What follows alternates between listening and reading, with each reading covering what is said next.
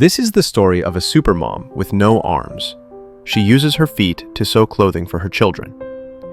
I grew curious about her, so I started digging, and I found an article published on July 17, 1954, in an Australian magazine called Pix. It told the story of Phyllis Lumley. She lived in Battersea, London, in a 6-room house. One day, she crossed the kitchen, picked up her 3-week-old baby, Mark, and placed him gently on her lap. For most people, that would be a simple gesture.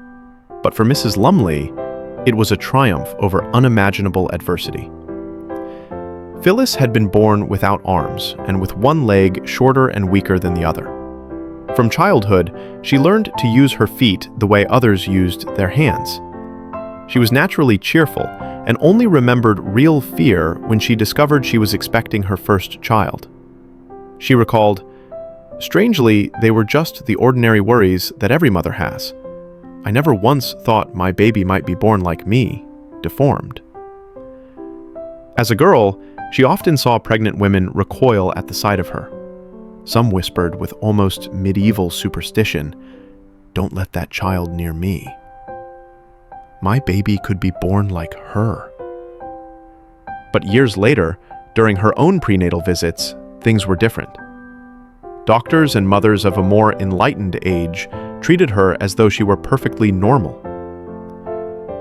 And then came the moment. Right after her baby was born, her first words were filled with fear. "Is she all right?" Moments later, they placed the baby in her arms. Phyllis said, "It was the most wonderful moment of my life." She was simply perfect.